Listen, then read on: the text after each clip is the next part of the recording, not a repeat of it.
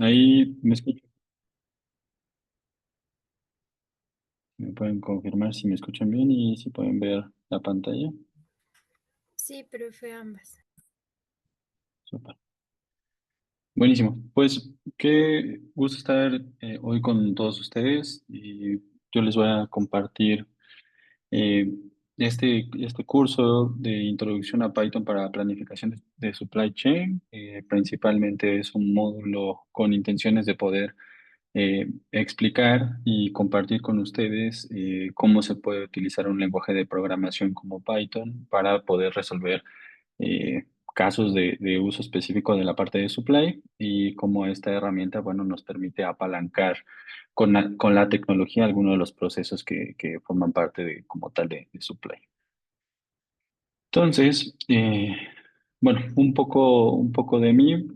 Yo soy de formación de licenciatura a actuario, que principalmente es una licenciatura enfocada a administración de riesgos, con fuertes bases en estadística, probabilidad, cálculo. Bueno, posteriormente realicé un máster en inteligencia artificial aplicada en el Tecnológico de Monterrey en México y también un diplomado en ciencia de datos en la UNAM. De experiencia profesional, actualmente soy el gerente de el Layer Factory en Coca-Cola FEMSA. Principalmente me dedico a desplegar productos de inteligencia artificial en Coca-Cola y anteriormente estuve dentro de Walmart como científico de datos y también en un banco en México que es Inbursa como asesor financiero. Y listo. Bueno.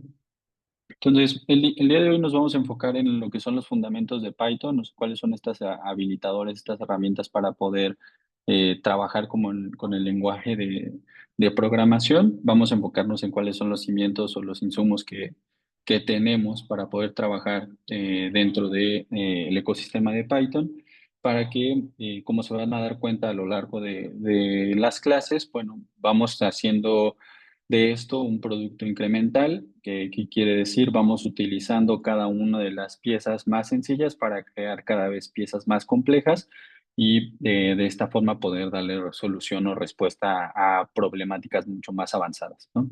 Entonces, el día de hoy vamos a partir justo de los cimientos, reforzar con todos ustedes. Es una sesión bastante práctica. Ahorita vamos a ver los fundamentos teóricos, pero bueno, gran parte o la parte más fuerte de la sesión se va a desarrollar dentro de código.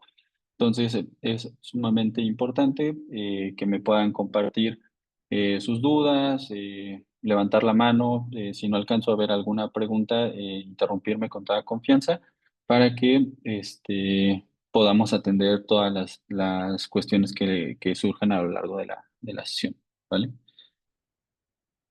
Entonces, sin más, empezar, ¿cuáles son los objetivos del día de hoy?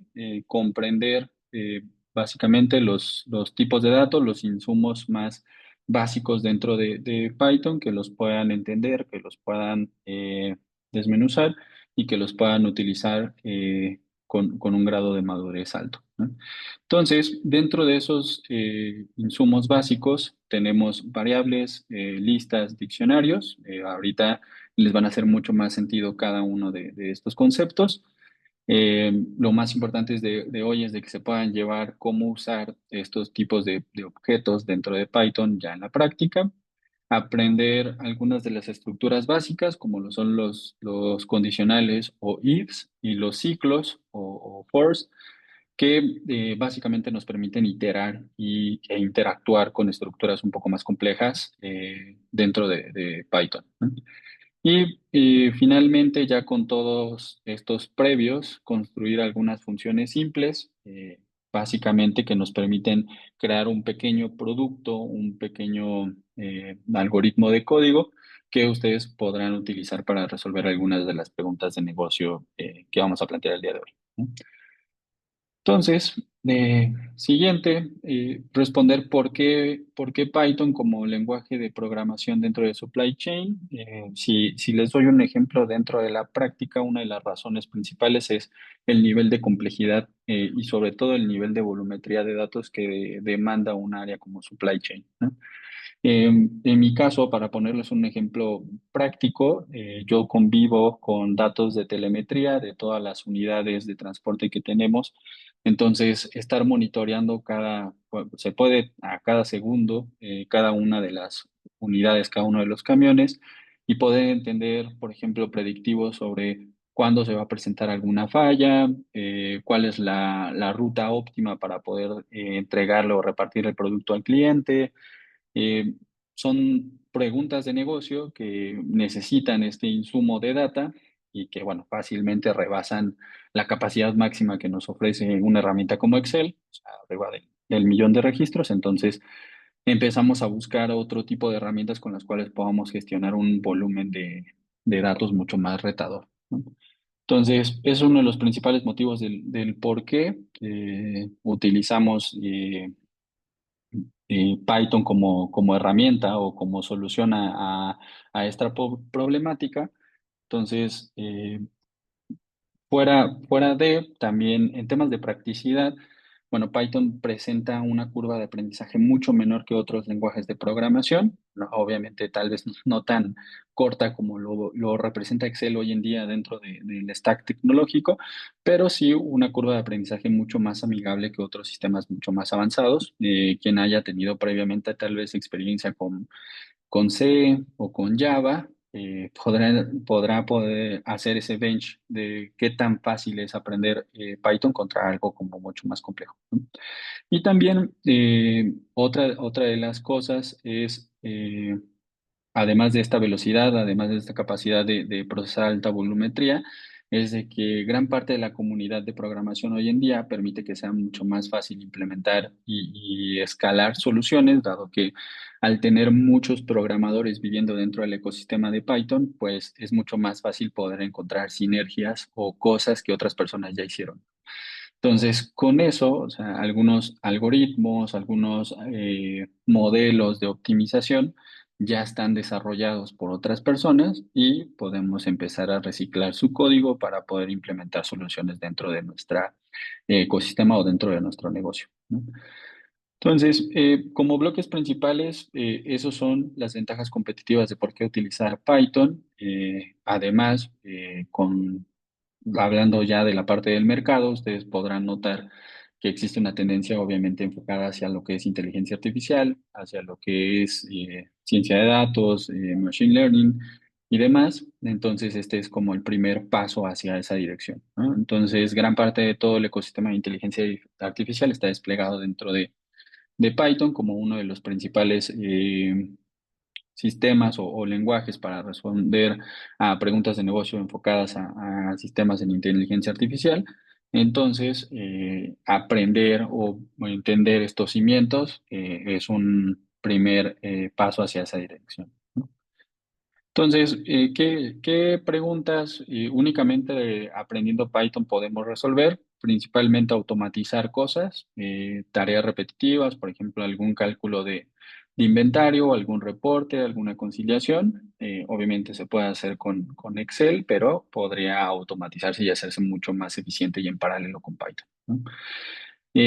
Algunas simulaciones o algunos escenarios de demanda y de consumo también se pueden resolver con este tipo de tecnología y algunas conexiones hacia nuestros sistemas, por ejemplo, algunas conexiones hacia SAP, algunas conexiones hacia Azure o AWS o Google, se pueden facilitar con la parte de Python. Y siguiente. Entonces, para empezar, vamos a ver los tipos de datos en Python. El primero de ellos, acá del lado derecho podrán ver de la imagen un diagrama con todos los tipos de datos que podemos encontrar dentro de Python, desde lo más simple hasta los más complejos, que lo podemos conocer como complejos. Entonces, el primero de ellos, y muy sencillo, es la parte de los enteros, que básicamente son números sin expansión decimal. Entonces, un ejemplo aplicado ya hacia la parte de supply es cuántos pallets tengo en un almacén y tengo un número, 200 pallets, eso es un entero, creo que no tiene mayor nivel de complejidad. Obviamente ahí justo la diferencia con el siguiente, que es los flotantes, es justo la expansión decimal, ¿no? Entonces, estos dos tipos de datos se separan de esta manera, justamente para, hablando en términos computacionales, poder diferenciar aquellos que tienen expansión decimal de aquellos que no lo tienen y que son un tipo de dato pues mucho más complejo, ¿no? Siguiente, la parte del texto. Aquí casi encasillamos casi todo lo que no cayó en términos numéricos. Es también para poderle pasar toda la línea de caracteres, todo lo que son letras y no son datos numéricos a la parte de la computadora. Entonces, todo lo que, pues, casi todo lo que no son números entra en esta categoría de texto, incluyendo los mismos números. Entonces, cuando nosotros tenemos algunos de estos tipos de datos más complejos, por ejemplo, Coca-Cola de 600 mililitros, bueno, todo eso lo metemos en un tipo de dato de texto. Y finalmente, los booleanos, que es un indicador binario de si es afirmativo o negativo el dato que nosotros queremos administrar, ¿no? Entonces, por ejemplo, algo tan sencillo de si tenemos o no tenemos stock de algún producto, se puede resolver con una pregunta de si tenemos stock o no tenemos stock y por lo tanto pertenecer a esta parte de booleanos que podemos resolver con un sí o con un no. De estos primeros tipos de datos, ¿hay alguna pregunta, algo que no haya quedado claro?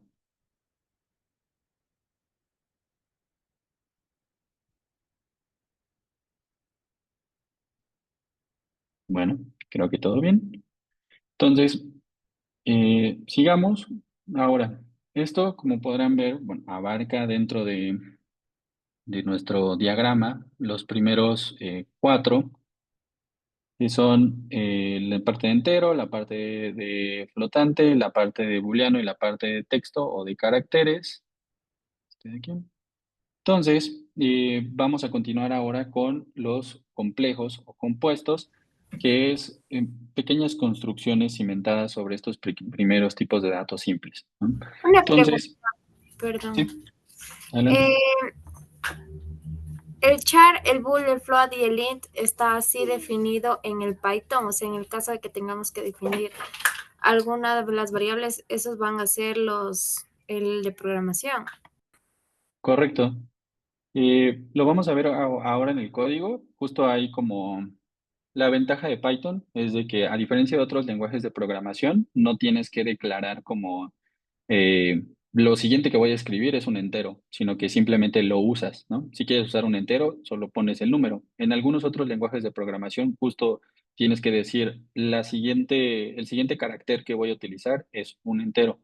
Entonces, Python facilita justamente esa parte donde no tienes que especificar lo que vas a usar, simplemente lo puedes usar. Pero ahora lo vamos a ver en la parte de código para que quede más claro. Aquí justo después de la coma viene cómo lo van a poder encontrar dentro de Python si en algún momento tienen que leer qué tipo de datos están usando o transformar un tipo de dato, ¿no? Entonces, para que también se acostumbren, van a ver este int, este float, este bool y este char ya más comúnmente dentro del código. No sé si ahí quedó clara la pregunta. Sí, gracias. Súper.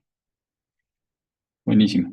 Entonces, continuando, vamos a cómo usar justamente estos tipos de datos simples. La primera de estas variables más complejas, estructuras básicas, es justamente una variable, ¿no? Entonces, una variable es asignarle un nombre a un valor, ¿no? Entonces, aquí yo tengo una variable que se llama name y yo le agrego un tipo de dato de texto que es Alice, ¿no?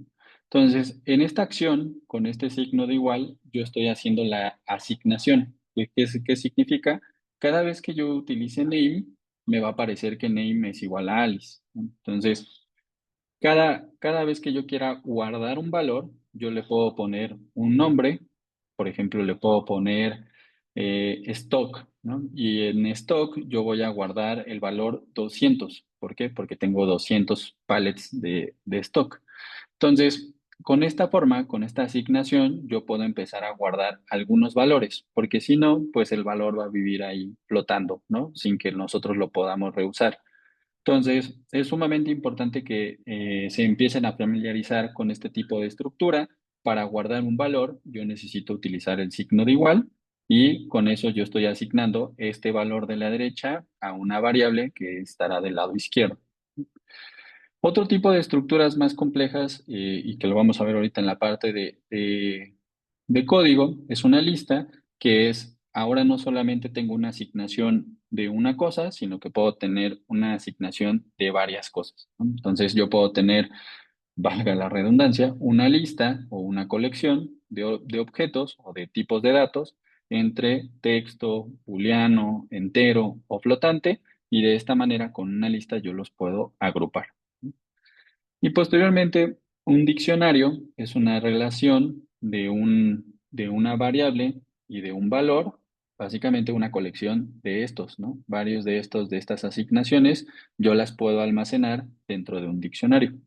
Entonces, como pueden ver, básicamente se van agrupando los conceptos, o sea, voy haciendo colecciones de lo que voy haciendo previamente, ¿no? Entonces, una variable es guardar un valor, una lista es guardar varios valores y un diccionario es guardar varias asignaciones. Entonces, como pueden ir viendo hacia adelante, pues se va a ir acumulando, se van haciendo productos incrementales de lo que vamos aprendiendo y bueno, vamos a ver en la parte de código, pues cómo se usa cada uno de ellos, ¿no? Posteriormente, otra de las estructuras importantes a tener en cuenta son los condicionales. Este es como un esqueleto bastante común de cómo se ve un condicional, que es yo tengo la instrucción de if y la condición que quiero que se cumpla y posteriormente aquí con sangría va a ir qué es la acción que quiero que se realice, ¿no? Por ejemplo, si yo tengo un stock menor a 200, yo quiero que me mande una alerta, me mande un mensaje y me diga stock bajo, ¿no? Entonces, yo aquí coloco if y luego pongo 200 menor que, y en el código coloco qué es lo que quiero, la acción que quiero que se haga, ¿no? Entonces, básicamente de este esqueleto, lo que es importante que se lleven es la estructura, ¿no? La estructura es condición y qué quiero y acción, ¿no? Y después, si esto no se cumplió, o sea, por ejemplo, si el stock fue mayor a 200, yo pongo, bueno, si es mayor a 200, pero menor a 400, pongo otro bloque de código, la acción que yo quiero que se realice, ¿no? Y si es mayor a 400, o sea, para todos los demás casos, indico cuál es la instrucción que yo quiero que se realice. Entonces, gran parte de todas las estructuras más complejas, como son los condicionales, se van a separar por esta sangría. Entonces, casi siempre es cuál es la condición o cuál es la acción que yo quiero que estar monitoreando y cuál es mi respuesta a esa acción, ¿no? Entonces, de esta misma manera, separado por la palabra clave. En este caso, para los condicionales, la palabra clave es un if. Para los ciclos, la palabra clave es un for. Y para los ciclos indeterminados o los ciclos infinitos, entre comillas, lo que voy a hacer es colocar la palabra clave while. Entonces, ahorita lo vamos a ver ya más en el uso. Lo importante, como les digo, el objetivo o lo que se tienen que llevar es cómo funciona, ¿no? Por bloquecitos. Entonces, vamos teniendo un bloque de una acción y una respuesta, otro bloque de una acción y una respuesta, y finalmente algo para todos los casos restantes, ¿no? En Python, todas las estructuras se ven muy similar a esto, ¿no? Entonces, es como bloques de código separados o determinados por la sangría, ¿no? De la misma forma, la última estructura compleja que vamos a abarcar el día de hoy son las funciones, que como pueden verlo tienen una estructura bastante similar, que es cuál es el concepto, la condición que nosotros queremos que realice y el bloque de código que es la acción, ¿no? Entonces, igual es qué es lo que yo quiero desarrollar y cuál es la acción de respuesta que yo voy a tener, ¿no?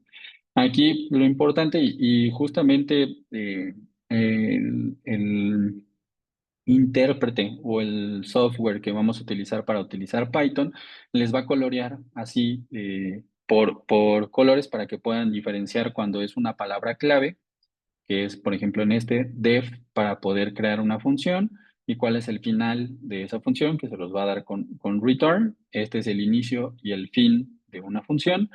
Y también les va a colocar por colores cuál es el nombre que va a recibir la función, que es este identificador.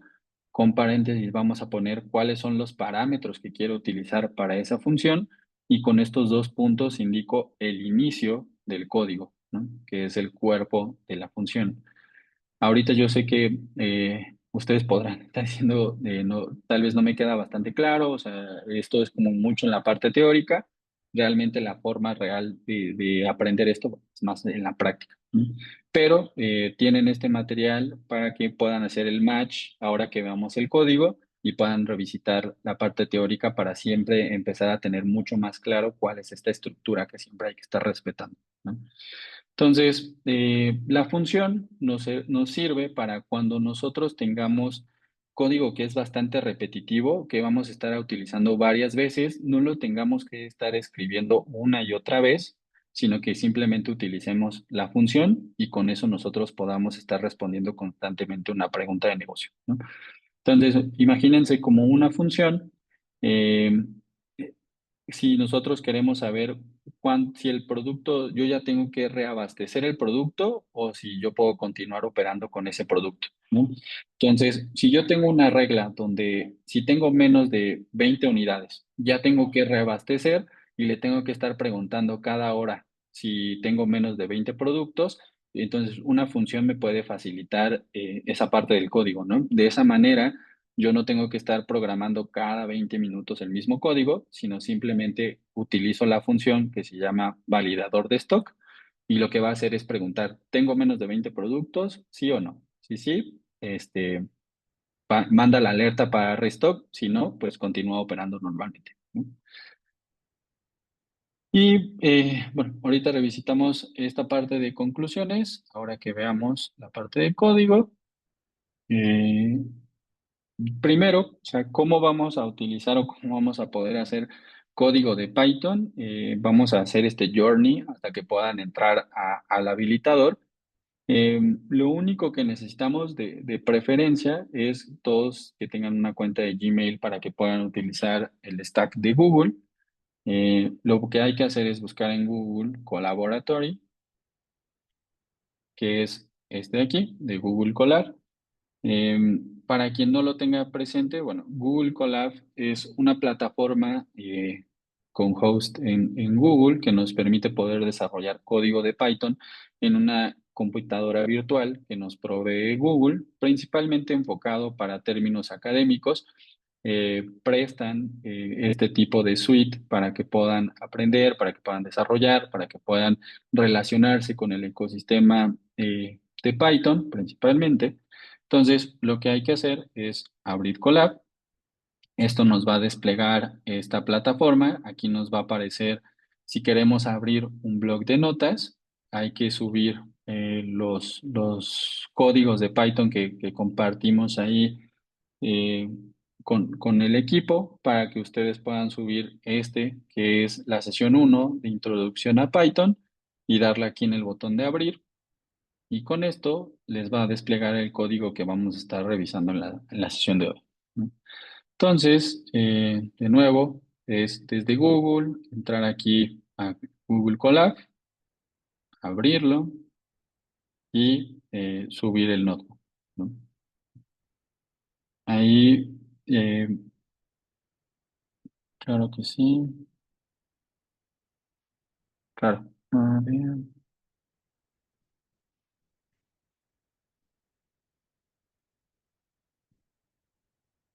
aquí está el notebook de la sesión del día de hoy.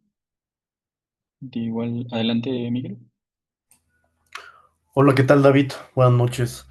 Buenas Oye, noches. más pequeño comentario.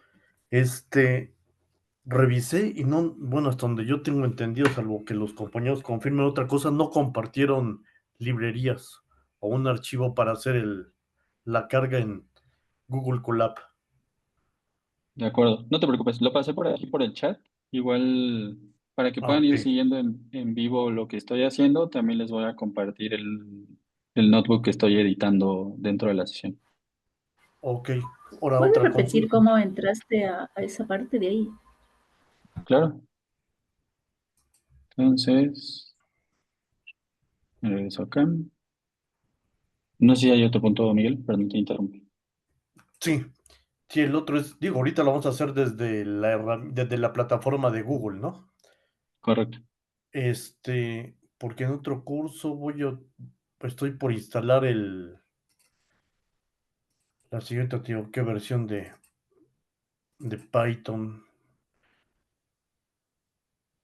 La 3.13.7. Todavía no la instalo, pero estoy por instalarla. Pero de cualquier forma debería ser similar, ¿no? Nada más correcto, como cargarle las librerías. correcto. Vale, gracias. Disculpa, David, Súper. ¿me funciona exactamente igual con Visual Studio? Sí, Visual... Ok, ok, sí, gracias. sí, sí, ahí pueden utilizar el stack de su preferencia. La ventaja de Colab, y justo para que nos podamos enfocar en la parte del código, no tanto en la suite, es que ya viene todo preinstalado, ¿no? Es como un inicio rápido y que se puedan enfocar full en el código, principalmente porque hacia adelante, o sea, de hecho, justo para instalar Python y para instalar todo el ecosistema de Python, pues se necesita saber Python, ¿no? Lo cual es muy chistoso, ¿no? Pero tiene una dependencia de que sepan algunos códigos básicos de Python para que ustedes puedan instalar todo lo que ya te da por hecho Colab, ¿no? Entonces, es por eso que más la propuesta como de, en lugar de empezar de cómo instalo Python y cómo instalo todo el suite, es más, enfoquémonos primero en aprender cuál es el código de Python y luego aprendemos cómo hacer la instalación como tal, ¿no? Entonces, por eso se buscó que pudiéramos tener esta suite de Colab para que nos podamos enfocar de lleno ya en el código. Pero si ya están más avanzados, pueden utilizar Visual Studio sin ningún problema. También pueden utilizar Anaconda, una versión de Python instalada en local. Eso, si ya están como más familiarizados con la parte de instalación, adelante, sin problema. Y recapitulando igual cómo entré ahí, entonces le di aquí en Colab, le puse Open Colab, me abrió esta sección, le puse aquí en Subir, luego le puse en Explorar y busqué el archivo, ¿no? Y una vez que lo tengo seleccionado, solo le di en abrir, ¿no? Yo no Hasta tengo ahí. esa ventana que sale ahí, abrir blog de notas. No te preocupes. ¿Ves algo como esto? Sí, eso me sale. Bueno, hay que darle aquí en archivo, luego abrir blog de notas, o directamente puedes darle también en subir notebook y explorar. Luego recapitulo, archivo, subir notebook y explora.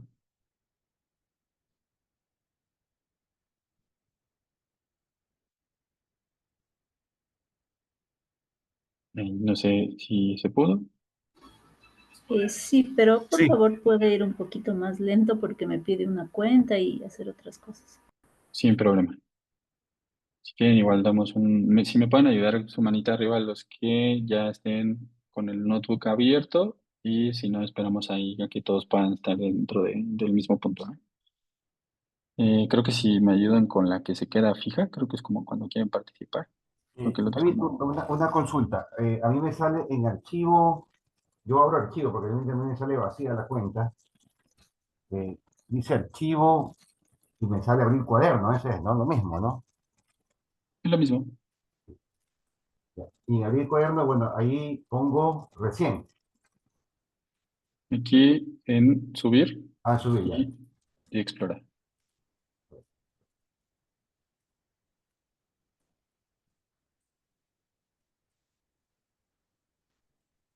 No. Y bueno, cuando lo vayan logrando, si pueden levantar la mano.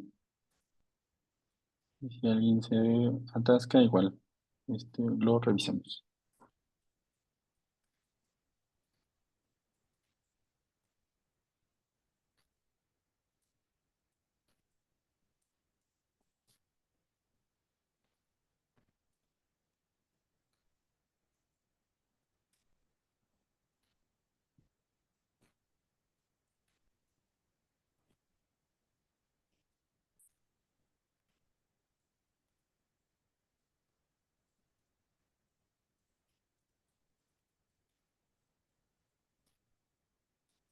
La primera sí, igual puede ser algo complicado, les pide ahí abrir una cuenta y demás, entonces va hacia adelante es bastante rápido.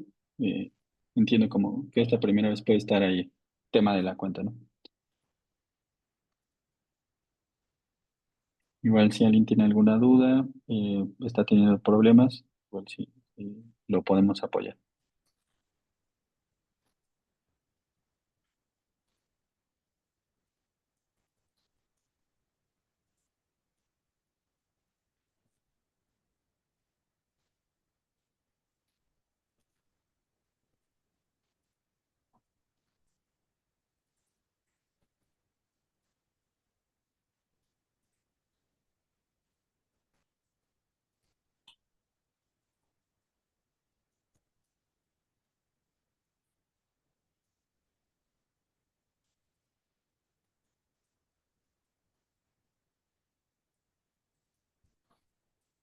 No sé, ¿y los demás tienen algún problema? ¿Alguien que se haya atorado? Esperamos unos minutos más.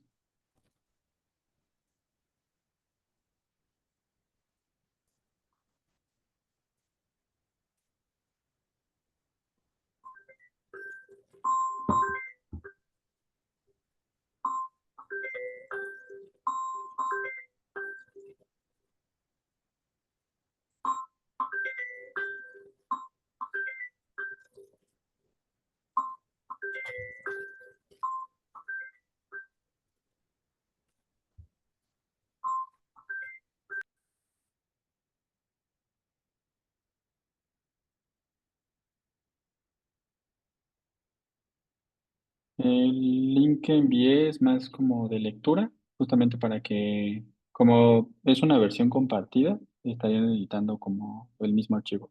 Entonces, igual la recomendación es que tengan como su versión para que la puedan editar al gusto y no como, no tengan problemas con la versión de otros compañeros. Entonces, principalmente es por lo de subir archivos. También les podrá habilitar, viendo el mío que compartí, también pueden guardar una copia.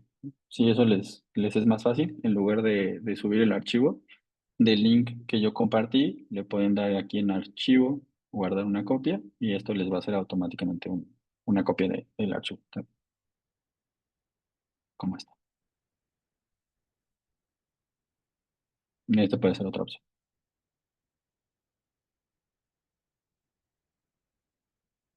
sin problema.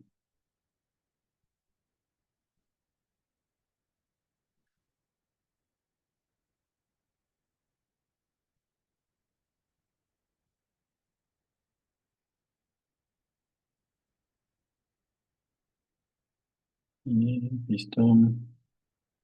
Nayib, no sé, alguien necesita apoyo. Damos solo un par de minutos, es cuestión de tiempo nada más.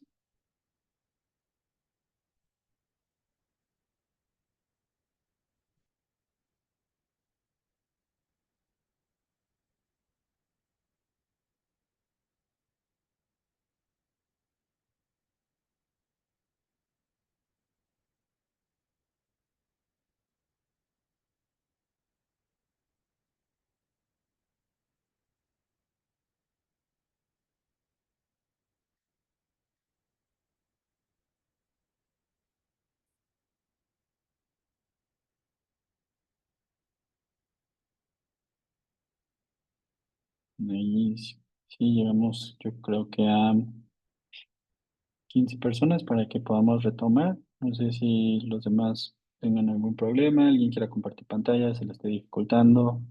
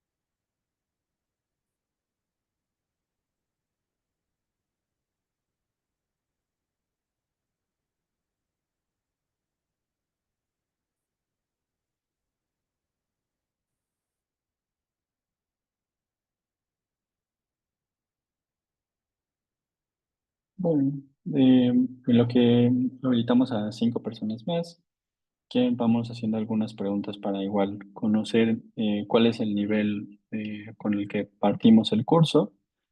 Em, ¿Alguno de ustedes le gustaría contarnos cuáles son los tipos de datos con los que trabaja hoy en su día a día?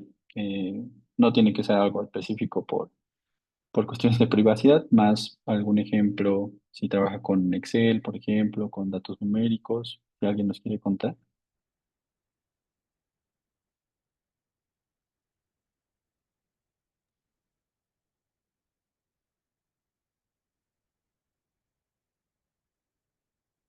O están de acuerdo, igual podemos elegir a alguien al azar.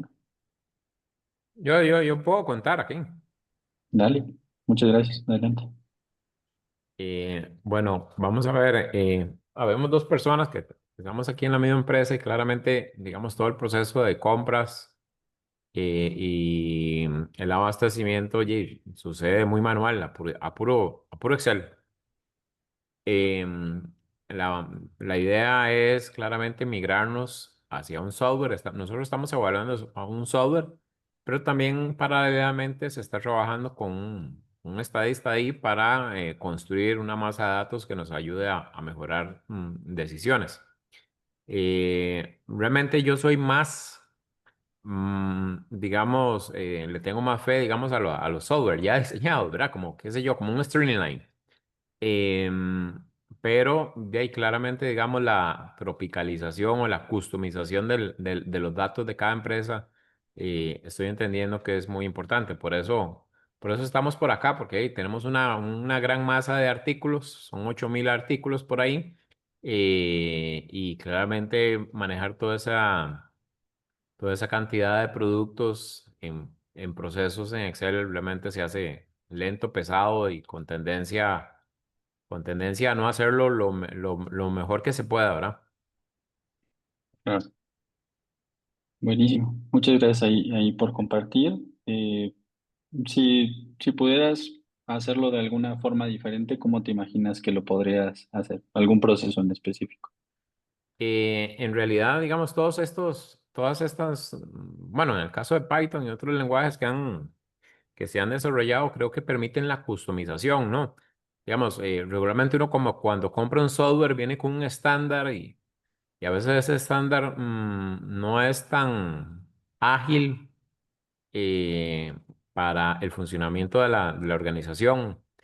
Entonces, creo que ese tipo de construcción de datos personalizados hacia las empresas le va a permitir ese enfoque realmente hacia dirigir el proceso de la forma en que le sirve a la empresa, ¿verdad?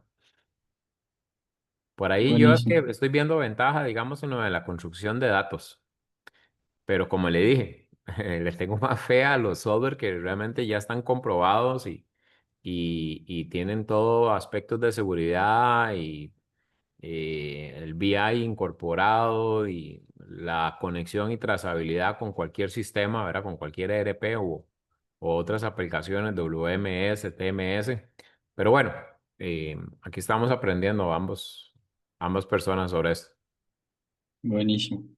Muchas gracias ahí por compartir. Claro. Justo, como bien indicas, gran parte del valor que hay en desarrollarlo es la capacidad de hacerlo tailor-made, ¿no? O sea, a veces los SaaS para algunas cosas muy específicas de algunas compañías se quedan algo cortos. eh, Incluso empezar a desarrollar en conjunto con un SaaS alguna solución se puede volver bastante caro.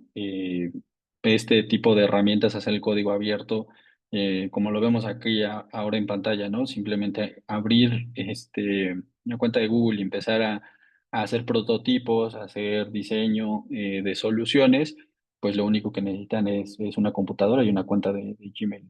Entonces, empieza a poder encontrar valor a un bajo costo y es por eso que algunas compañías empiezan a apostar por desarrollar ese músculo dentro de la organización, a habilitar esas capacidades internas dentro de los equipos y pues hacia adelante que varias personas dentro de la organización lo tengan como una capacidad nata, como lo puede ser Excel, ¿no?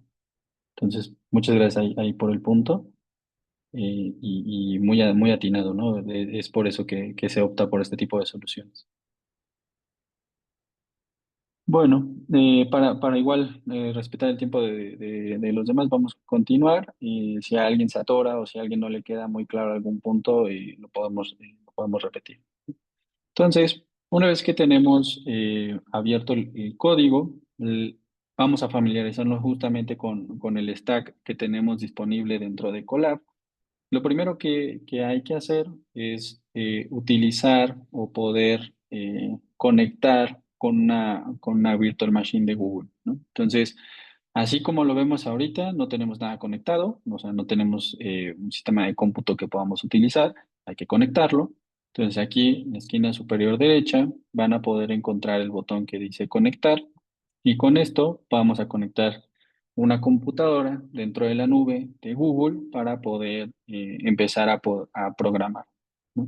Entonces, una vez que le doy aquí en conectar, va a empezar a decir conectando.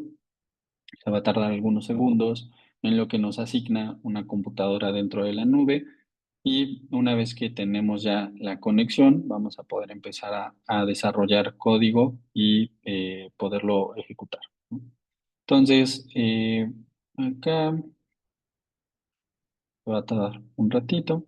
Entonces, mientras yo tengo otras zonas dentro del código, como lo puede ser estos bloques principales, que son el índice, algunos de los botones más importantes para poder ver cuáles son las secciones de código que yo tengo dentro de mi notebook.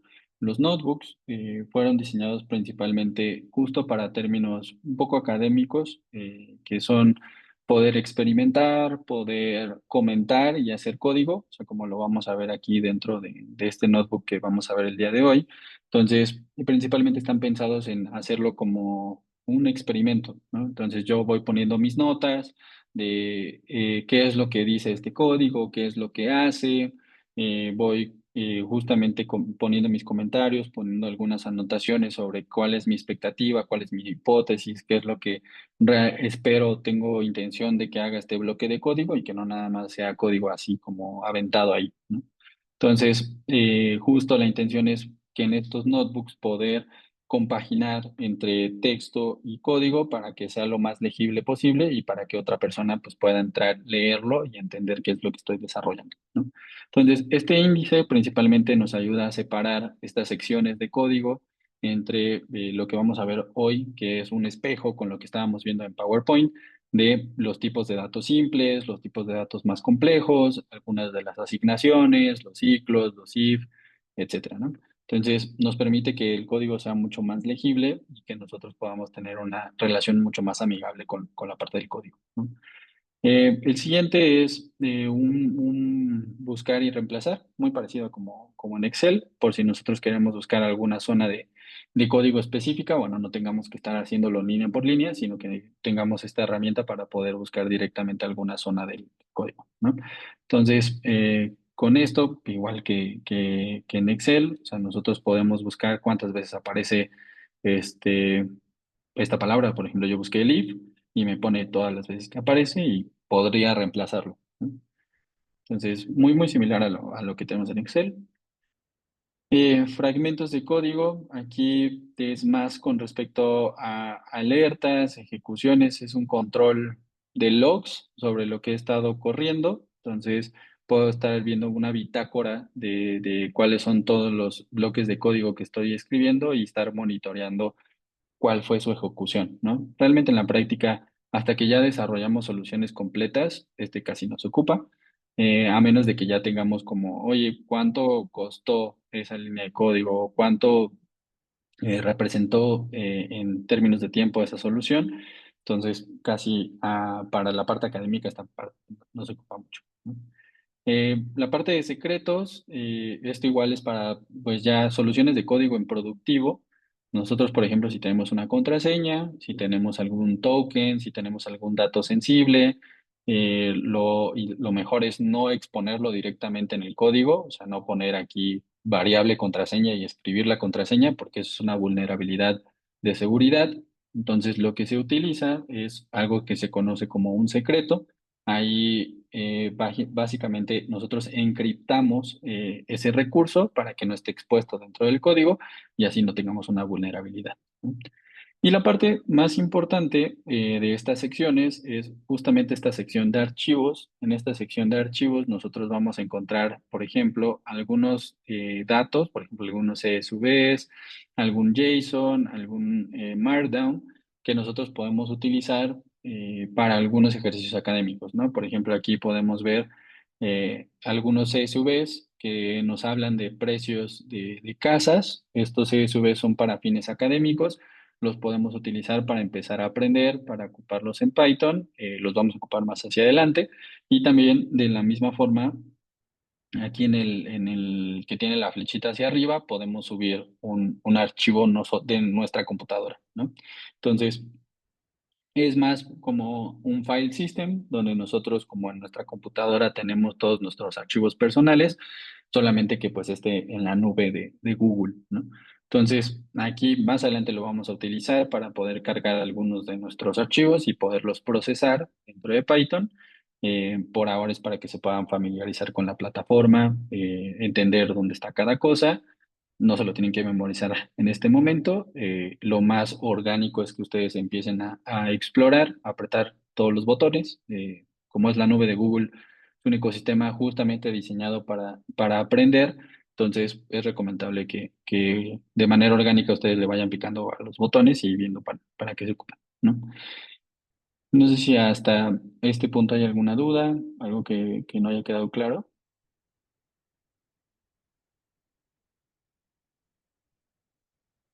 Buenísimo. Entonces, avanzando dentro de la explicación, mientras sucedía lo que les estaba contando, ya nos asignó. ¿Cómo se pueden dar cuenta que ya nos asignó? Hay una palomita verde aquí y ya tenemos una RAM y un disco duro asignado, ¿no? Entonces, lo más importante que hay que monitorear dentro de Google, porque la RAM no es muy grande y entonces en algún momento podría colapsar. Realmente para la parte académica, 12 gigabytes de RAM es más que suficiente, incluso tiene más que algunas computadoras del mercado.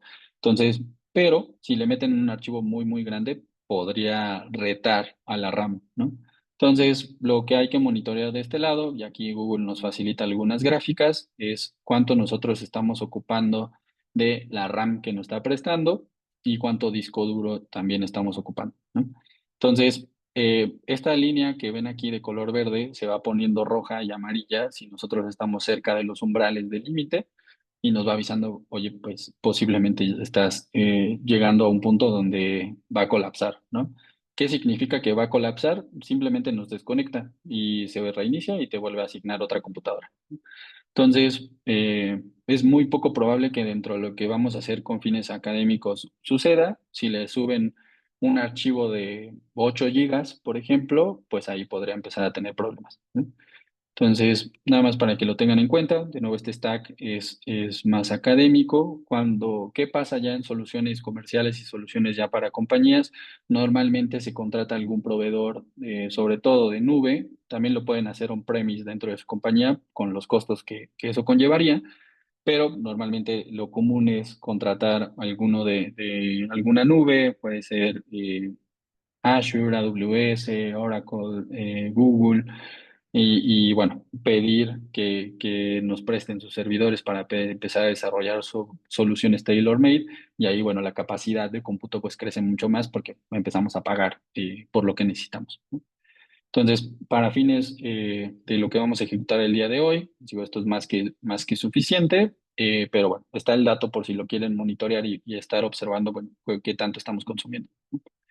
Entonces, como les decía, con estos pequeños iconos pueden confirmar que efectivamente tienen una virtual machine asignada y podemos entrar de lleno ya a la parte crucial que está aquí en medio, que es el código, ¿no?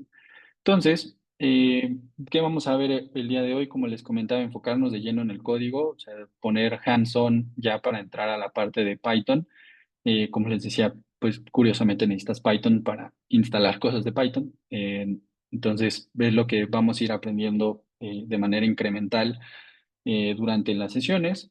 Entonces, el día de hoy nos vamos a enfocar en lo más básico, en los cimientos, que son los tipos de datos. Entonces, como veíamos en la presentación, lo principal es poder entender las variables y los tipos de datos, ¿no? Entonces, como les decía, en algunos tipos de lenguajes de programación, pues es muy común colocar, por ejemplo, si yo voy a utilizar stock y decir que esto es un entero y después como que decir stock es igual a 200, ¿no? Entonces, en algunos otros lenguajes de programación, como que se declara cuál es el tipo de dato que vas a utilizar y luego ya le dices efectivamente qué es, ¿no? Entonces, en Python no es así. En Python literalmente pueden ocupar el tipo de dato. O sea, aquí estoy ocupando un entero y listo. Entonces, aquí le pueden, hay dos opciones para correr en Colab. Le pueden dar aquí en el botón de play, la cual es la más intuitiva. Entonces, pero si se paran aquí también les va a decir que pueden hacerlo con Shift Enter o Control Enter, ¿no? A mí me acomoda mucho más el Shift Enter y con eso lo corro, pero también ustedes le pueden dar aquí el botón. Eso ya es más de gusto, como se acomoden. Y hay una confirmación de que lo corrió y aquí me muestra el 200, ¿no? Entonces, de esta forma, o sea, yo tengo lo que es mi código y aquí me muestra la salida, ¿no? El output del código que yo estoy corriendo. En este caso, simplemente estoy colocando 200 y ya estoy ocupando un entero, ¿no? Si aquí yo le pongo 225, ahora estoy utilizando un flotante, ¿no? Entonces, es bastante rápido, como les decía, poder ocupar los tipos de datos. Aquí yo, por ejemplo, si le pongo, como estaba en el ejemplo, Coca-Cola 600 mililitros, ahora estoy ocupando un texto, ¿no? Un string. Entonces, eh, es mucho nada más de la diferencia principal, obviamente, pues es que en los números solo es poner el número. Si yo quiero ocupar un texto, lo que hago es ponerle estas comillas dobles o comillas simples, cualquiera de las dos, la que les acomode más, y escribir, ¿no? Entonces, la diferencia principal, igual para remarcar, cuando quiero ocupar un texto, le pongo comillas. Cuando quiero ocupar un número, solo escribo el número. ¿Hasta acá alguna duda?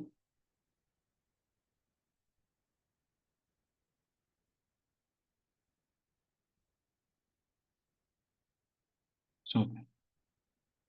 Entonces, continuando, ahora, si yo escribo el número aquí, o escribo el texto aquí, incluso también para que lo tengan en cuenta, cómo se ve un booleano, solo le ponen true y ya es un booleano verdadero, y aquí le ponen false y ya es un booleano falso, ¿no? Entonces, si yo nada más los ocupo así y pongo un número aquí, pues, o sea, me da el número, o sea, pero no lo he guardado, ¿no? No lo puedo reutilizar, no lo puedo llamar, ¿no? No lo he guardado, simplemente está ahí flotando, ¿no? Entonces, lo que tenemos que hacer es, recapitulando lo que veíamos en la presentación, es asignarlo. Asignarlo le da un lugar dentro de la memoria y te lo guarda, ¿no? Entonces, yo, por ejemplo, recordando, le voy a poner stock igual, y yo ahora estoy guardando el valor de 200 dentro de stock, ¿no? Entonces, cada vez que yo quiera recuperar o Disculpe, preguntarle a la... Sí, sí, una consultita, disculpe que lo detenga, que lo adelante. interrumpa. ¿Cómo habilitó esos campos? Vieras que estoy tratando de yo de, porque a mí me sale, digamos, estoy en la pantallita donde me sale variables básicas, producto Coca-Cola, pero arriba no me sale nada como para escribir. De acuerdo. Es- Entonces, hay que darle aquí. Entonces, también le puede dar aquí. Se la subraya con azul, el contorno. Y aquí en medio dice código y dice texto. Le da aquí en código y le abre una nueva celda. Otra opción, además de este que está aquí en medio, es ponerle aquí donde dice código y dice texto. Nada más hay que colocar, remarcar la de azul porque se la va a colocar abajo.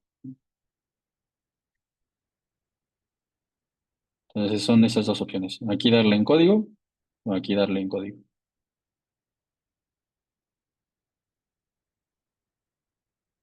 No sé si quedó resuelto.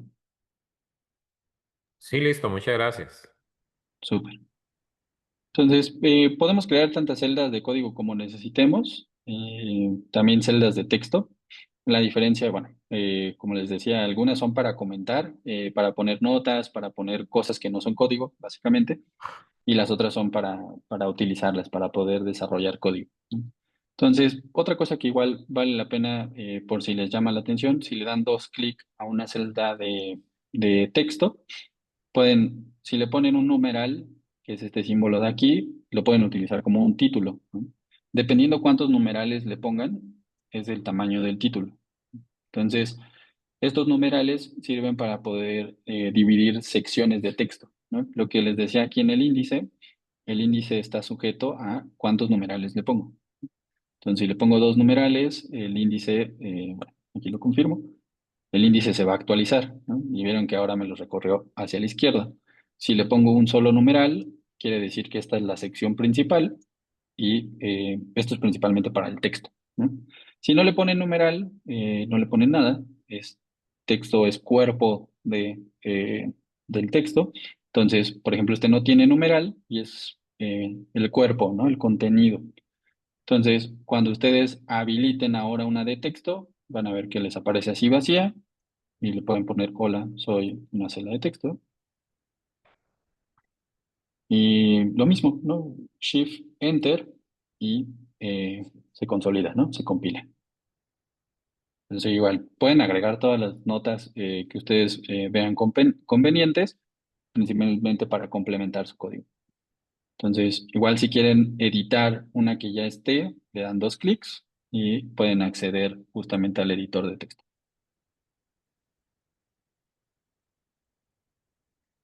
Sí. Entonces aquí, por ejemplo, yo tengo dos numerales, esto es una subsección y como les digo aquí, me va a estar agrupando todas las líneas de código que son de variables y de tipos de datos, ¿no? Entonces, retomando por acá, entonces estábamos guardando el entero 200 en la variable stock. Si quieren igual que repitamos el que estaba dentro de la diapositiva, yo puedo guardar el name, el nombre de Alice, ¿no? Entonces, yo con esto estoy almacenando en memoria estos valores, ¿no? ¿Qué quiere decir? Que ahora cuando yo le pregunte quién es stock y lo corra, me va a dar el número 200, ¿no? Entonces, es como ponerle un apodo, un sobrenombre, un nickname a un valor, ¿no? Entonces, con esto, nosotros estamos almacenando en memoria y ya no queda flotando ahí el tipo de dato, ¿no? Entonces, ¿para qué nos sirve esto? Lo vamos a ver dentro ya de los productos incrementales. Es importante almacenar las cosas dentro de la memoria para que nosotros principalmente lo podamos reusar, ¿no? Entonces, igual aquí, si yo le doy en name, me va a aparecer el nombre de Alice, ¿no? Entonces, aquí les voy a dejar los dos ejemplos para que lo puedan ver. Entonces, haciendo una variable por cada tipo de dato, vamos a tener, por ejemplo, si yo quiero guardar el producto, le pongo Coca-Cola, le pongo stock 120, precio unitario 5.5, y si hay o no hay producto, le pongo aquí true, ¿no? Entonces, aquí ya van a poder ver algo mucho más familiar. O sea, yo ya estoy haciendo variables sobre un posible inventario, ¿no? Entonces, utilizando cada tipo de dato, yo estoy empezando a almacenar cuántas unidades tengo, cuál es el precio que tengo y si tengo o no producto disponible, ¿no? Entonces, estamos empezando a almacenar algunas cosas que ya podríamos empezar a utilizar como un futuro inventario. Y aquí, este type, yo lo voy a utilizar para poder decir, ok, la variable producto, qué tipo de dato es, la variable stock que hice aquí, qué tipo de dato es, precio unitario, mismo caso, y en stock, mismo caso, ¿no? ¿Qué tipo de dato es? Entonces, aquí, la otra función que estamos descubriendo es el print, ¿no? Si nosotros queremos ver dentro de una misma celda, por ejemplo, yo aquí voy a poner name y también voy a poner stock, ¿no? Si yo los pongo así, ustedes intuitivamente podrían pensar, me va a poner el 200 y digo, me va a poner Alice y abajo me va a poner el 200, pero no. Python únicamente te muestra el último, ¿no? Entonces, Si yo quiero ver en una misma celda Alice y 200, lo que tengo que hacer es forzar la impresión, ¿no? ¿Qué es la impresión? Que nos muestre en pantalla el resultado. Entonces, ¿cómo logro eso? Le pongo print, ¿no? Entonces yo le estoy pidiendo escríbeme, o sea, tanto la variable name como la variable stock, ¿no? Entonces, si coloco este print dentro de una misma celda de código, me va a colocar los dos valores. Si no lo hago de esta manera, y lo voy a poner aquí en otro ejemplo, si yo le pongo name y abajo le pongo stock, solamente me va a mostrar el último. Entonces, es principalmente, el print funciona para que nos despliegue en pantalla lo que sea que yo ponga dentro de los paréntesis, ¿no? Entonces, también podría hacer, y es muy tradicional hacerlo, poner un print y poner un hola mundo, ¿no? Muy convencional cuando alguien está aprendiendo a programar. Entonces, ¿Qué lo que... maneras? Sí, perdón. No, que estaba diciendo qué maneras. Es que lo hice, entonces. Se olvidó, Sí, tenía el micrófono encendido. sin problema. Entonces, justo, normalmente siempre todo el mundo empieza con su hola mundo, un print nos despliega en pantalla justamente de este string, este texto, y con esto empezamos a familiarizarnos con este sistema de inputs y outputs, ¿no? Entonces, para provocar un output, hay dos maneras, o sea, ustedes lo pueden hacer así dentro de la celda, y la manera, la buena práctica es colocar el print, ¿no? Porque así declaran la intención de que quieren desplegar algo en pantalla, ¿no? Entonces, mi consejo, la buena práctica es, si quieren desplegar algo a pantalla para que estén 100% seguros, seguras de que se va a desplegar, pues pongan el print, ¿no? Entonces, haciendo uso del print, yo voy a desplegar 4 valores, ¿no? ¿Cuáles son los tipos de datos de estas 4 variables que yo estoy ocupando? Entonces, si le doy aquí Enter, voy a observar cuáles son los tipos de datos de cada una de las variables que yo acabo de crear, ¿no? La primera es un string. Este str es una abreviación de string.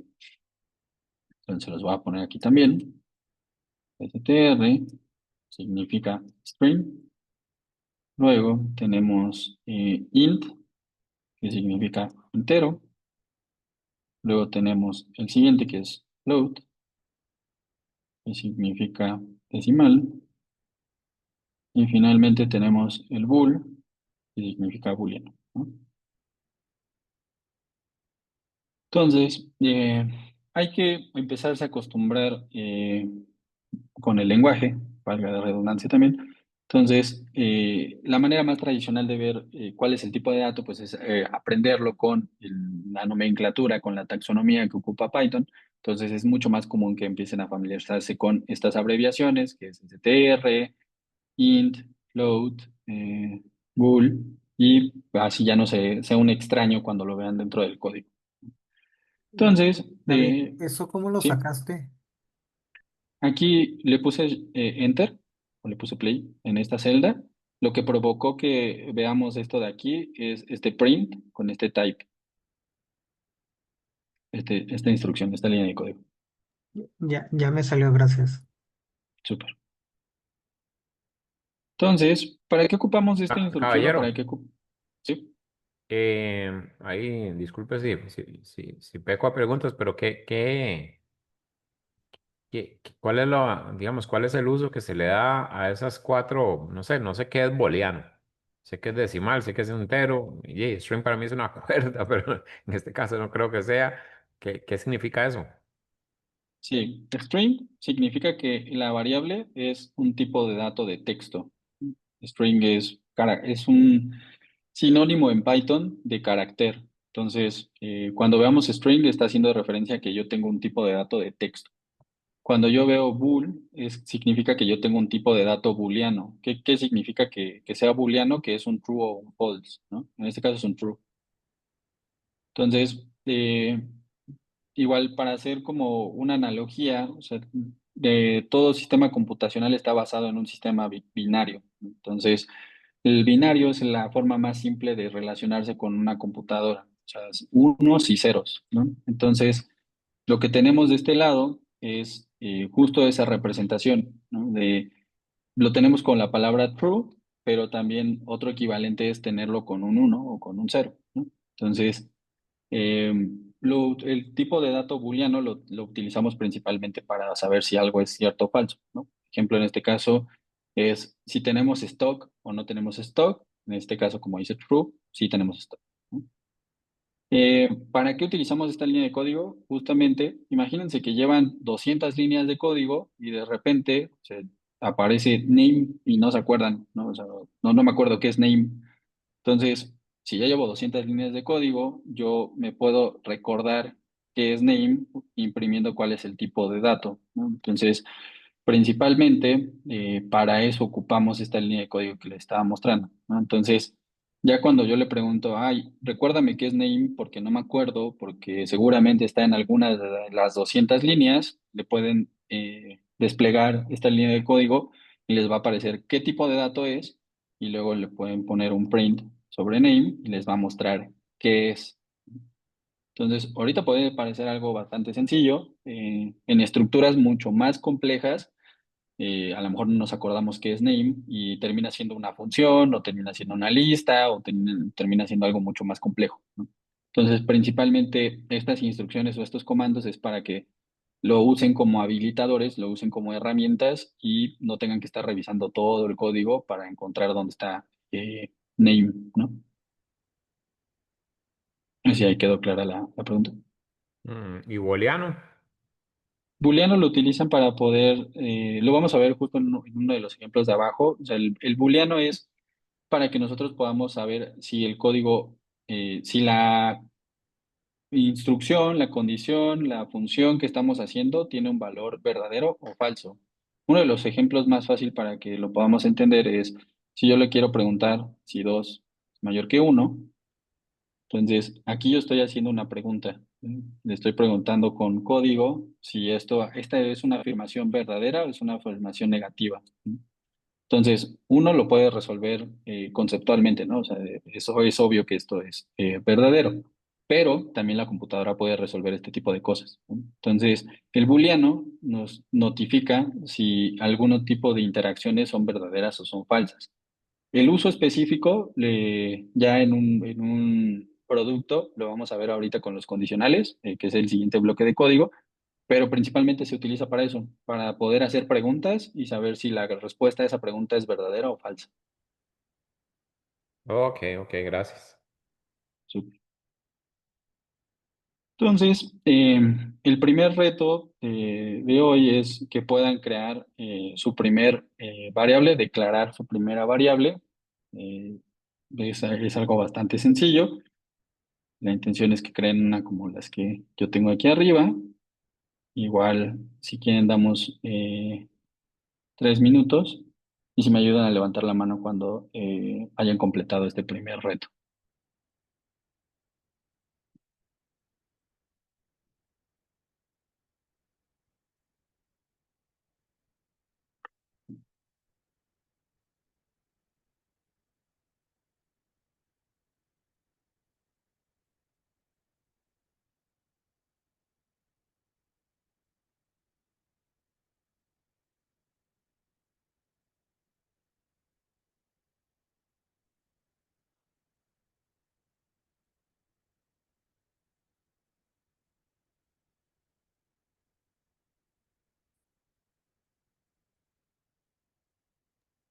Ahí, David, por ejemplo, al declarar el código, te refieres a- podemos describir, no sé, el material top de los que manejamos, una variable que diga precio igual pues al valor, ya sea entero o flotante, y, ¿Correcto? sí, así, ¿verdad? Sí, sí, Ok. tal cual. Ese sería el ejemplo.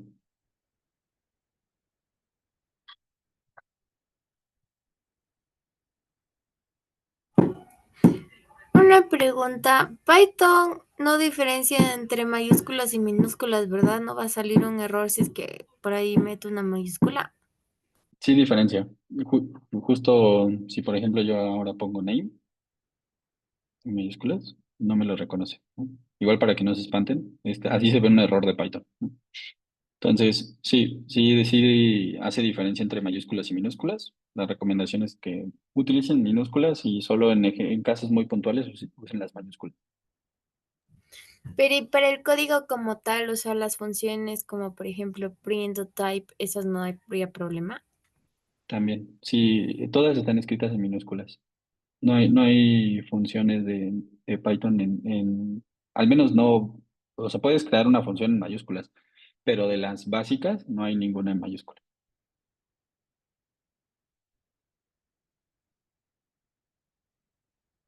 No sé si ahí quedó clara la pregunta.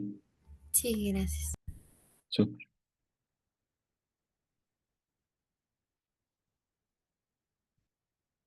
Entonces, sí, igual. Pero si ponen name así también, les va a dar un error. Bueno, si tienen algún typo, a menos de que lo escriban exactamente igual, no les da el error, ¿no?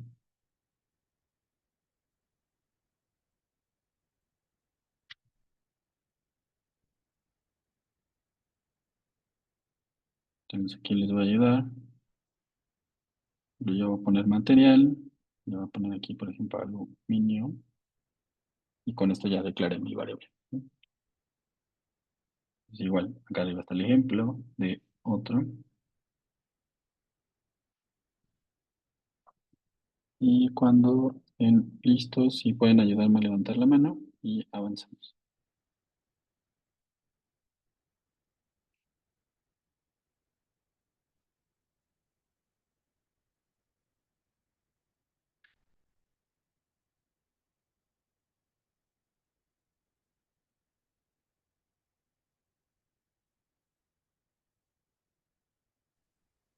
Ahora, una pregunta, pero creo que ya la respondí, es, yo estaba declarando las variables con los mismos nombres del ejemplo, o sea, producto, exactamente igual, pero no tiene conflicto porque es un bloque de código distinto, o sea, no se me confunde con el bloque de código de arriba del ejemplo. Bueno, sí se confunde, o sea, toma el último valor que se le asigne. De Ah, hecho, ok. igual se ve aquí como una numeración. Estos números indican el orden en el que se fueron ejecutando las celdas. Siempre va a tomar la más reciente. Ah, ok.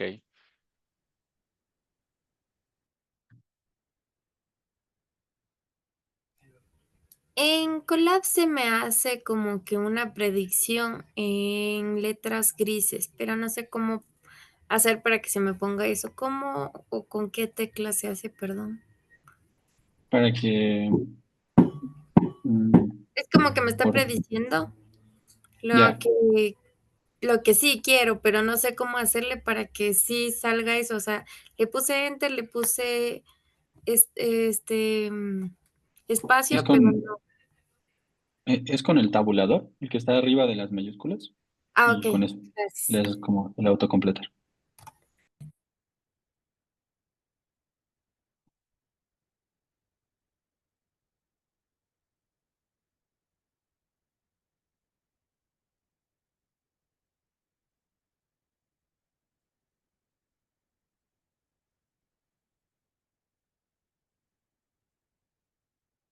Ay, no sé cómo vamos, ¿alguien tiene problemas? ¿Necesita ayuda?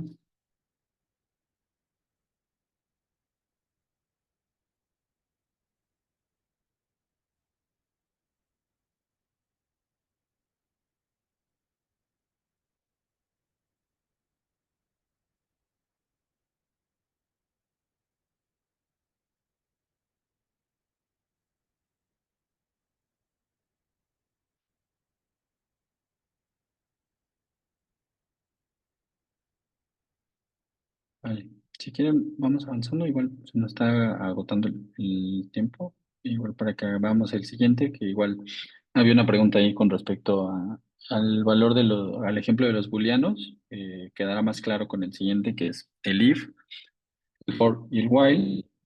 Como veíamos igual en la presentación, estas estructuras o estos pequeños algoritmos utilizan una cierta nomenclatura, una forma de desarrollarse creada por bloques, ¿no?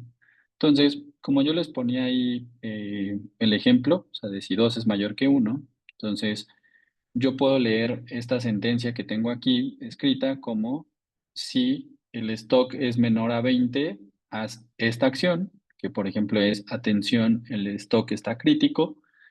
Si no, o sea, en caso contrario, ¿qué quiere decir en caso contrario? Que el stock sea mayor a 20, pues pon que el stock es suficiente, ¿no? Entonces, aquí nosotros estamos utilizando justamente los valores booleanos. Entonces, aquí es if esto es true, esto de aquí, esta línea de código es true, entonces ejecuta este código, ¿no?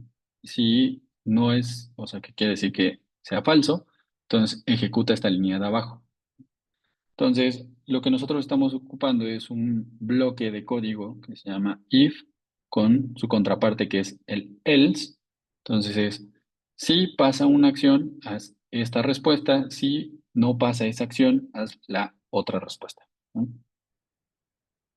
Entonces, ¿cómo podemos desglosar el código? O sea, para que veamos qué está pasando en cada una de las partes. Yo tengo aquí, puedo agarrar esta parte del código, incluso lo puedo desglosar completo, ¿no? Entonces yo puedo preguntar, a ver, primero, ¿quién es stock? Entonces ya me dice, stock es 120. Después, yo le voy a hacer la pregunta, ¿no? El stock es menor que 20 y me da un false, ¿no? Entonces, yo aquí ya puedo anticiparme qué es lo que va a devolver esto de aquí, ¿no? Entonces, esto va a decir if stock menor que 20 y me va a dar un false. Por lo tanto, yo puedo esperar esta respuesta que es stock suficiente. Si yo lo corro, voy a ver que efectivamente me dio stock suficiente, ¿no? ¿Por qué? Porque esto de aquí es un false. Entonces, yo puedo jugar con esto. O sea, por ejemplo, ¿qué pasa si aquí le pongo, en vez de 20, le pongo 200? Entonces, como stock es 120 y esto es menor que 200, aquí me va a decir, atención, el stock es crítico, ¿no? Entonces, con estos condicionales, yo puedo decidir si hago una acción o hago otra, dependiendo qué es lo que estoy buscando. Aquí, por ejemplo, vamos a monitorear si tengo stock suficiente, dependiendo de un umbral, ¿no? Por ejemplo, yo siempre necesito que tener 200 cajas. Entonces, si tengo algo menor a 200 cajas, mando una alerta, ¿no? Mando un mensaje de atención. Si mi umbral es más bajo, y por ejemplo aquí lo regreso a 20, lo vuelvo a ejecutar y me va a decir que como tengo 120, el stock es suficiente. Entonces, principalmente estos condicionales se apalancan mucho de los valores booleanos para saber si una pregunta es verdadera o una pregunta es falsa. Entonces, es el uso primordial para que nosotros podamos decidir si hacemos cierto código o cierto otro, ¿no? Hasta aquí no sé si hay alguna pregunta. ¿Quedó clara esta parte del if?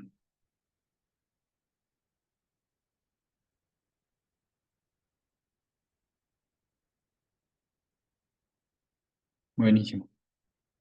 Entonces, aquí nada más remarcar, recuerden que hay una sangría. La sangría es para poder declarar la pertenencia del código, ¿no? Entonces yo estoy diciendo, esta línea de aquí, con la sangría son 4 espacios o un tabulador, dependiendo de cómo se acomoden más. Entonces, aquí van a ver que con unos puntos, déjenle hago zoom, con unos puntitos podemos observar justamente los 4 espacios que les comento, ¿no? Entonces, aquí, estos puntos de acá marcan que esta sangría representa 4 espacios. Entonces, esos 4 espacios o sangría, pues representan justamente que esa línea de código pertenece a ese if. Entonces, de esa manera, yo puedo decir, bueno, esta línea de código es si esto es verdadero, esta línea de código es si esto es falso, ¿no? Y bueno, el mismo caso, como les comentaba, todas las estructuras utilizan la sangría para poder declarar pertenencia, ¿no? Y los colores nos ayudan a identificar cuáles son las palabras clave que activan ese bloque de código. Entonces, para el caso del condicional, yo utilizo las palabras clave if y else. Para el caso de los bucles o de los for, yo utilizo la palabra clave for, ¿no? Entonces, ahora, ¿qué estoy diciendo acá? Entonces, yo estoy diciendo, estoy construyendo un ciclo ese ciclo lo estoy construyendo indicando cuáles son los valores que va a recorrer. Entonces yo tengo una lista es este tipo de dato. Vamos a construir una lista de 0. Entonces yo puedo construir una lista vacía, ¿no? Estos dos corchetes cuadrados indican que yo estoy construyendo un nuevo tipo de dato, ¿no? Un tipo de dato complejo. Entonces, si yo ejecuto esta lista, pues me dice, ah, bueno, tienes una lista, pero una lista vacía, ¿no? Es posible tener listas vacías. Ahora, si yo empiezo a poner cosas adentro de los corchetes cuadrados, empiezo a guardar valores dentro de la lista. Entonces, yo voy a poner un 1, un 2, un 3, y ahora en vez de tener una lista vacía, veo que ya guardé estos enteros adentro de la lista. Hasta este punto, yo no he guardado la lista, ¿no? Funciona igual que los enteros, la tengo ahí flotando, viviendo en el limbo. Cuando le asignamos aquí una variable, igual que guardamos el resto de variables, yo le voy a poner aquí horas, por ejemplo, ¿no? Entonces, dentro de horas, estoy guardando la lista que contiene estos 3 enteros. Entonces, de esta manera, yo ya guardé en horas la lista con los 3 valores, ¿no? Entonces, una lista nos sirve para poder crear una colección de datos simples, ¿no? Los datos simples, pues, son los que veíamos hace rato. Aquí yo puedo combinarlos incluso, ¿no? O sea, yo puedo poner aquí un 200.25, puedo poner aquí en lugar de un 3, Alice, y me va a guardar la estructura, ¿no? O sea, nosotros podemos construir manualmente y colocar toda la colección de tipos de datos que necesitemos, ¿no? Normalmente, pues las cosas tendrían que ser un poquito como más congruentes o coherentes. Entonces, si yo, por ejemplo, estoy diciendo que esos son horas, pues voy a tener valores enteros o algunos flotantes. Si, por ejemplo, tengo, no sé, 3.5 horas, ¿no? Puedo tener 4 y aquí puedo tener 5.75, etcétera, ¿no? Entonces, con estas estructuras, lo que podemos hacer posteriormente es utilizar estos valores para correr un algoritmo más complejo, ¿no? Entonces, uno de los algoritmos que ocupa las listas como un insumo son los ciclos, ¿no? Entonces, yo aquí, por ejemplo, estoy creando un ciclo que va a ir transicionando por cada uno de los valores de la lista e imprimiéndome este valor. Entonces yo tengo, bueno, quiero recorrer del 1 al 5, entonces yo ocupo esta taxonomía para decir, recorre cada día en días, donde días es esta lista de aquí. Entonces lo que va a pasar va a ser que me va a imprimir la variable día, ¿no? Entonces aquí yo voy a tener día 1 por el primer valor, día 2 por el segundo valor, día 3 y así sucesivamente, ¿no? Si quieren, vamos a hacer un ejemplo bastante sencillo. Yo le voy a poner aquí for i in y le voy a poner la lista directamente, ¿no? Entonces yo le voy a poner aquí 1, 2, 4, 5. Le voy a poner los 2 puntos. Le voy a poner enter. Aquí ya tengo 2, 1, 2. Entonces ya tengo 4 espacios para la sangría. Y voy a colocar print. Y nada más voy a poner i, ¿no? Entonces aquí lo que este for va a ir recorriendo cada uno de los valores de la lista y me los va a poner en pantalla, ¿no?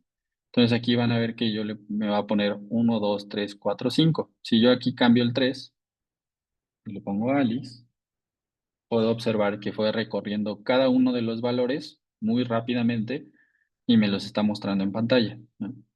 Yo puedo hacer cosas más complejas, ¿no? En vez de nada más recorrerlos y así, o sea, nada más simplemente mostrarlos en pantalla, yo, por ejemplo, le puedo sumar 2, ¿no? Entonces, lo que va a pasar es de que va a recorrer cada uno de estos números y a cada uno le va a sumar 2. Entonces, ahora me va a aparecer 3, 4, 5, 6, 7, ¿no? Y en lugar, si yo no quiero que le sume 2, yo quiero que le reste 2, igual, ¿no? Entonces, como pueden ver, o sea, un bucle funciona para poder repetir una acción por cada uno de los elementos de una lista. Entonces, de esta manera yo puedo sumarle 2, restarle 2, multiplicarle por 2 y se lo va a aplicar a cada uno de los elementos que yo coloque dentro de esta colección. Entonces aquí sí le puedo seguir escribiendo, si yo quiero que de ponerle un 9. Entonces ahora el 9 también lo multiplica por 2. ¿Hasta aquí alguna pregunta?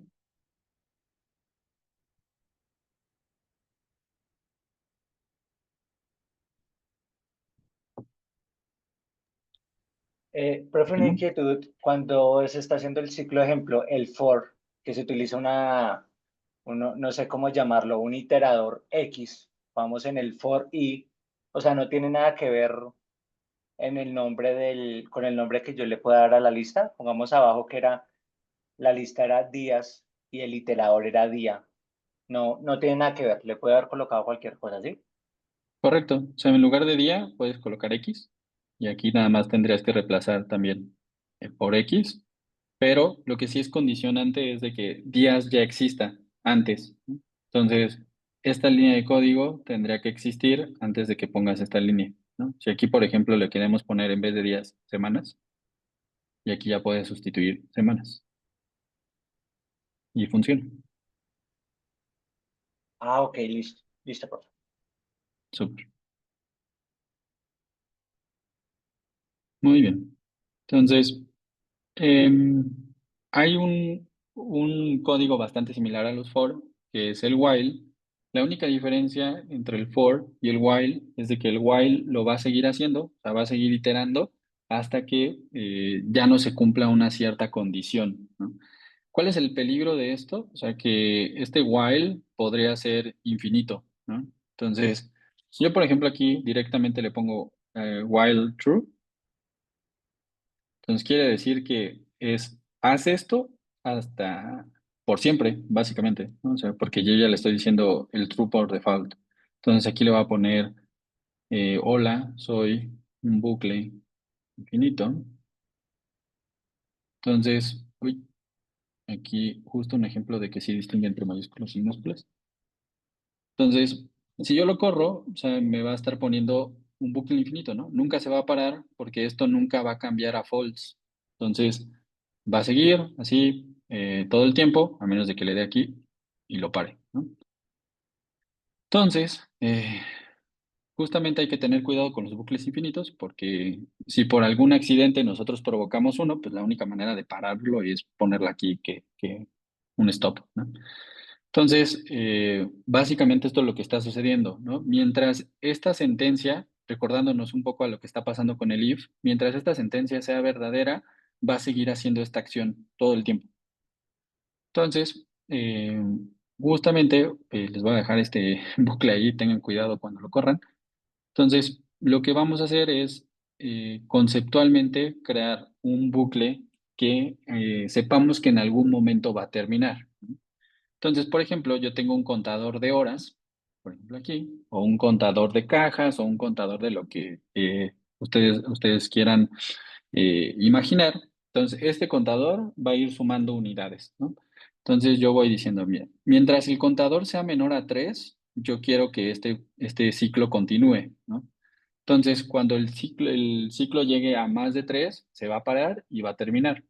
Entonces, aquí le estoy poniendo, muéstrame la cuenta de cuánto llevas y cuando termines, súmale 1, ¿no? Entonces, este contador empieza en 0 y después va a pasar la primera iteración y le va a sumar 1, ¿no? Luego vuelve a empezar y le va a sumar 1. Y así sucesivamente. Y se va a parar cuando el contador sea mayor a 3, ¿no? Entonces lo corro y podrán ver que puso ciclo igual a 0, porque así empezamos. Luego le sumó 1 y luego le sumó otro, ¿no? Y terminó en 2. Y ya como este es menor a 3, si fuera menor igual, me hubiera mostrado el 3. Aquí lo podemos ver. Como era menor estricto, solo llegó al 2, ¿no? Entonces, igual les dejo aquí el ejemplo del 3. Entonces, básicamente la diferencia con el for nos dice cuándo empieza y cuándo termina, ¿no?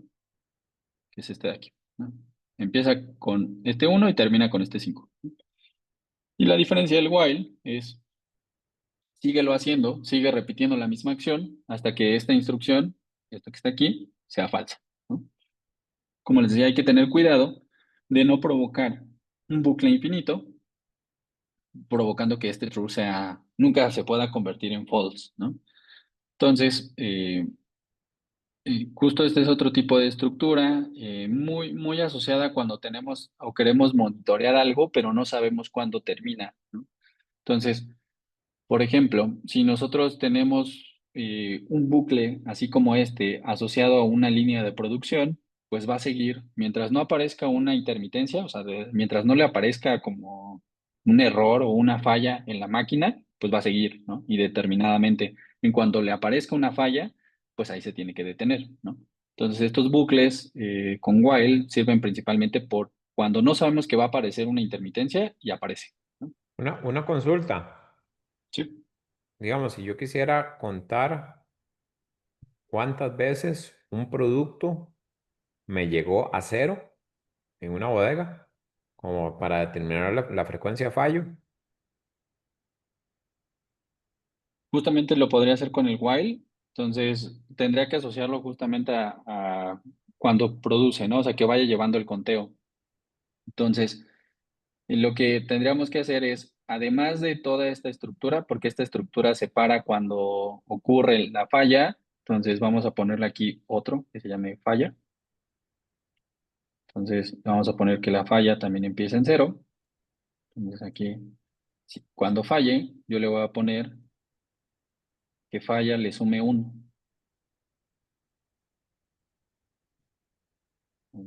Aquí, que le sume 1, ¿no? Entonces, lo que me va a mostrar aquí, le voy a poner un print de que nos muestre cuántas unidades contó. Le ponemos aquí número de unidades. Nos va a mostrar el contador, cuántas unidades produjo hasta que falló. Entonces, número de fallos, nos va a mostrar falla. Entonces, aquí nos muestra que logró contar 4 unidades hasta que falló. Entonces, de esta manera podría contar cuántas fallas se están produciendo y cuántas unidades produjo entre cada lapso. Sí, disculpe, disculpe. Ujú. Tal vez sí le entendí el resultado, pero no lo entendí relacionado al stock, ¿verdad? Porque claramente yo pensé que lo íbamos a hacer relacionado al stock. El stock me está diciendo, bueno, yo ahora le puse stock igual 200, ¿verdad? Ujú. Eh, pero lo que necesito controlar es cuántas veces eso llamado stock fue cero. Ok, ¿y cómo está consumiendo el stock? O sea, ¿le está Sí, claramente restando? yo tengo un inventario y ya se me consume por venta, Ya, ¿ok? Pero ¿cuántas veces ese número llamado stock me llegó a cero? No sé, como para determinar un indicador de frecuencia fallo. súper. Justo es uno de los ejemplos siguientes. Sí, Básicamente, aquí, o sea, vamos a recrearlo para que lo podamos ver igual con el while. Entonces, yo voy a tener el contador. Bueno, vamos a llamarlo con misma nomenclatura. Entonces, tengo stock. Empezamos en 200 unidades y yo le voy a poner venta, no sé, venta diaria. Entonces le voy a poner 15 unidades. Entonces yo voy a poner que mientras stock sea mayor a cero, yo voy a poder seguir operando, ¿no? Entonces este código va a seguir operando mientras yo tenga stock, básicamente. Entonces lo que yo voy a estar actualizando es stock es igual a stock menos la venta diaria, ¿no? Entonces, cada vez que de un circuito, el ciclo, le voy a estar restando 15, que significaría que transcurrió un día, ¿no? Entonces, aquí le voy a poner print stock al final del día. Incluso podemos también poner cuál fue nuestro stock al inicio del día, nada más respetando el orden, ¿no? Antes de hacer la resta, le pongo stock al inicio del día e imprimo stock, ¿no? Hasta ahora, lo único que estoy mostrando es cómo empecé el día y cómo lo terminé, ¿no? Lo corro y voy a ir viendo cómo transcurre, ¿no? Entonces, lo siguiente que tengo que hacer es, ahora si yo quiero saber cuando ya falló esta cosa, yo le voy a poner, sí, días o contador sin stock, ¿no? Entonces, quiero ver cuántas veces me estoy quedando en cero y esto empieza en cero. Entonces, lo que vamos a hacer, que son empezar a hacer ciclos anidados, ¿no? Yo quiero que esto continúe su curso, vamos a ponerle, para que se detenga, pues lo pueden poner en el umbral que ustedes lo crean conveniente, o sea, yo le voy a poner, mientras no me quede más de 3 veces sin stock, puedes continuar operando, ¿no? Entonces, lo que voy a hacer es anidar las condiciones. Entonces, yo voy a poner que este while de aquí, 1, 2, 3, 4, depende del anterior, ¿no? Entonces, esta instrucción va a seguir hasta que se rompa la otra, ¿no? Entonces, aquí le voy a poner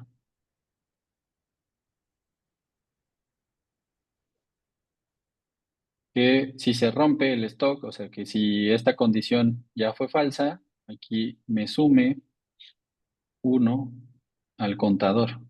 Contador sin stock. Entonces, cuando falle, me va a sumar 1.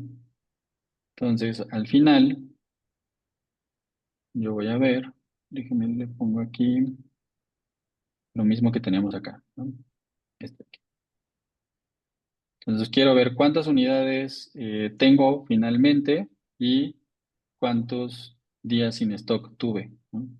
Aquí puedo dejar este umbral tan alto como se requiera y aquí voy a poner stock.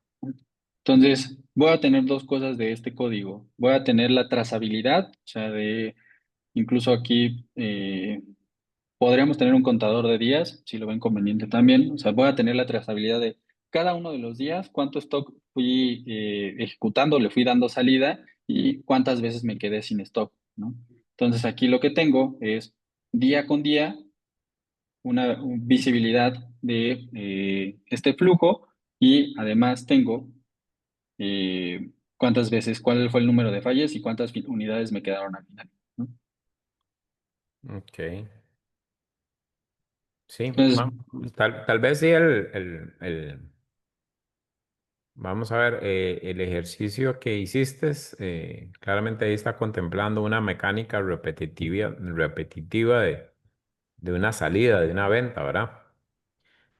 Eh, pero realmente, digamos, en la realidad o en la práctica es identificar en nuestro Cardex, en el sistema, cuántas veces un producto fue cero, ese dato llamado stock.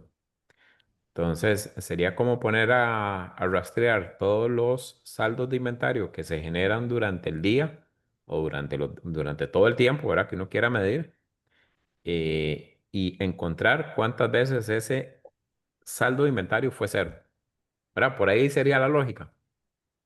sí, Sí, justo con este ejemplo, pues, es ajá, tratando de resolverlo con el código sí, que llevamos hasta este momento, ¿no? claro, claro, Eh, entiendo. Muchísimas gracias.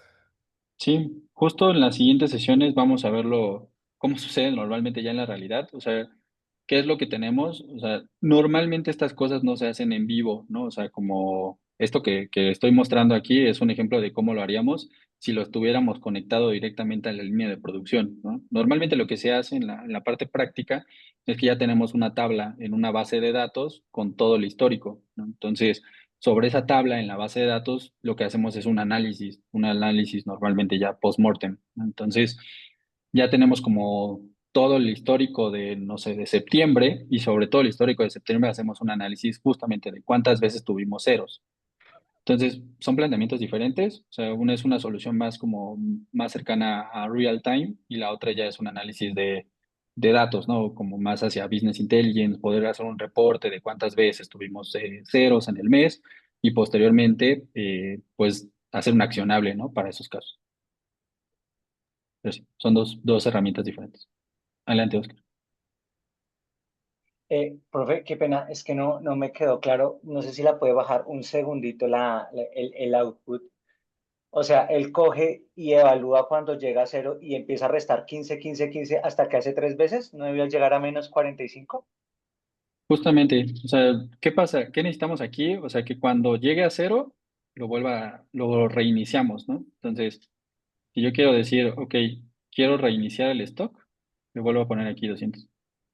Entonces, con como recuerdan, o sea, siempre toma el último valor, ¿no? Entonces, cuando se rompe, le podemos rehabilitar el stock.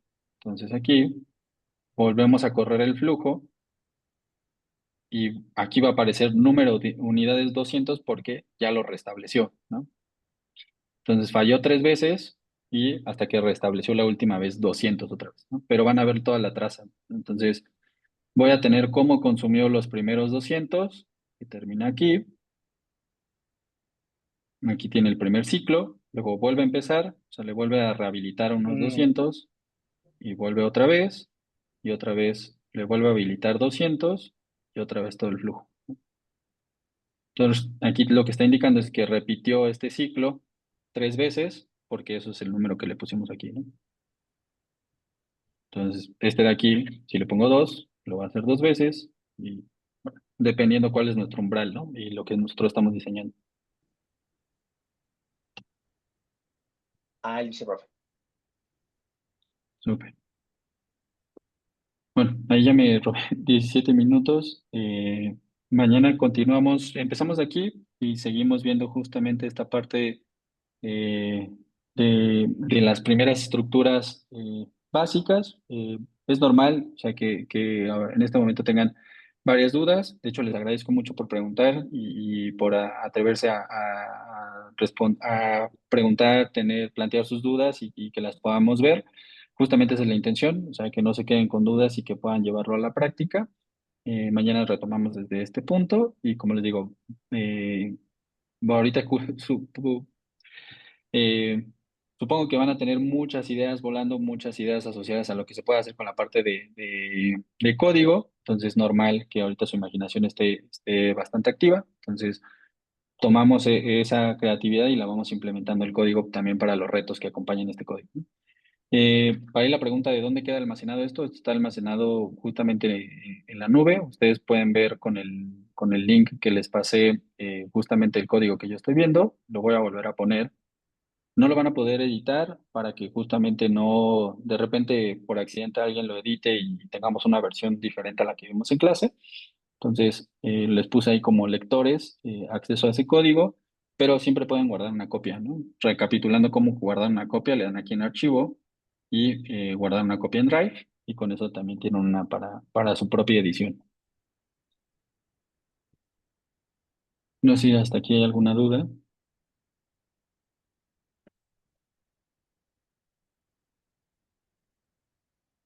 Aquí no. Bueno, si no hay dudas, mañana retomamos. Igual mi consejo, tomen el código, practiquen, al menos hasta lo que vimos el día de hoy, y así, si quieren, también empezamos mañana con alguna duda que salga del uso práctico. Y gracias. Muchas gracias. Gracias. Buenas Excelente. noches. Buenas noches. Noches, gracias.